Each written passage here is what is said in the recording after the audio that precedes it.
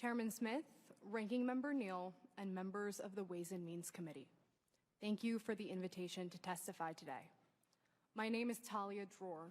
I'm a student at Cornell studying industrial and labor relations with minors in business and legal policy.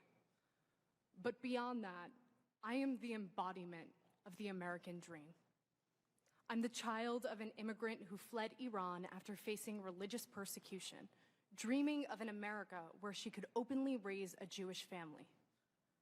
I grew up hearing the cautionary tales of blatant anti-Semitism, how my grandfather was stabbed for being a Jew, how my mother was called a dirty Jew on a daily basis, how my family had to pretend they weren't Jewish.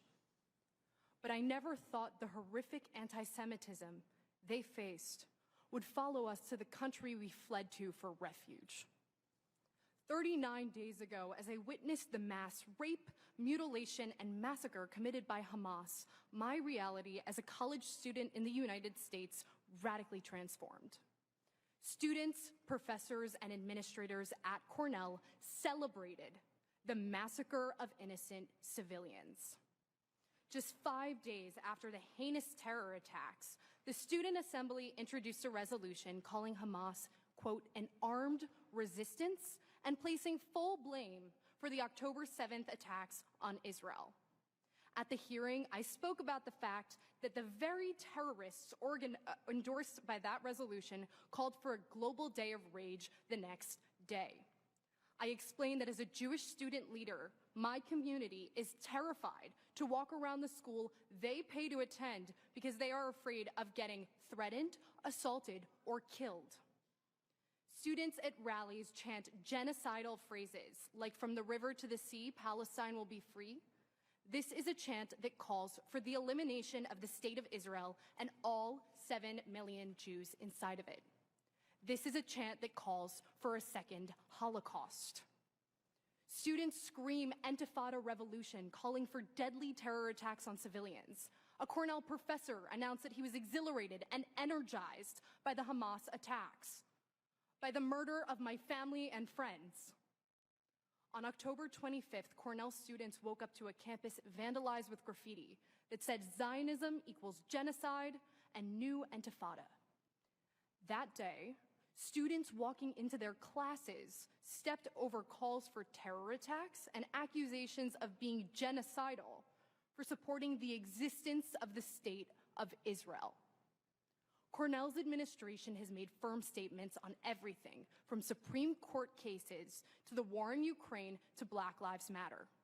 But in the wake of the deadliest day in Jewish history since the Holocaust, administrators have excused endorsements of terrorism under the guise of free speech. In their initial statement, they compared, quote, the loss of life in the Middle East to deaths caused by natural disasters. They allowed tensions to fester on campus, professors to use captive audiences to preach terrorist sympathies, and the targeting of Jewish students on their campus. They paved the perfect path for radicalized individuals to shift calls for the murder of Jews in Israel to calls for the extermination of Jews on campus. On the morning of October 29th, the provost, in an address to concerned Jewish parents, explained that while he understands concerns for their children's physical safety, that they shouldn't be worried. Not 7 hours later, Jewish students on campus received threats that said, quote, if I see another Jew on campus, I will stab you and slit your throat. If I see another pig female Jew, I will drag you away, rape you, and throw you off a cliff. Jews are human animal and deserve pig's death. Liberation by any means, from the river to the sea, Palestine will be free.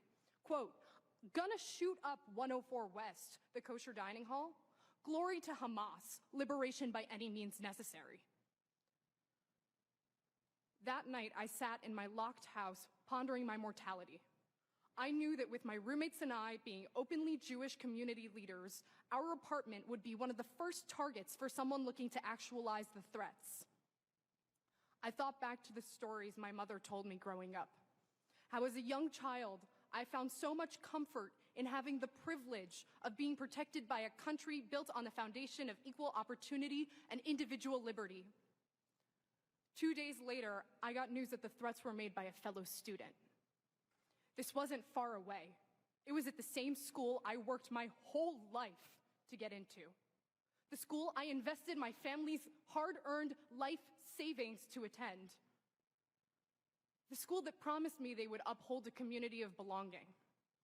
Universities have failed to uphold their self-proclaimed values of equity and belonging when it comes to Jewish students. The hypocrisy is glaring. In light of horrific anti-Semitism, Jewish students on campus have been courageous and resilient, but we shouldn't need to be.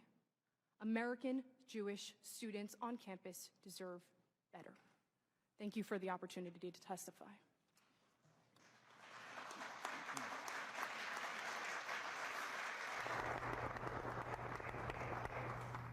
Thank you for your brave testimony.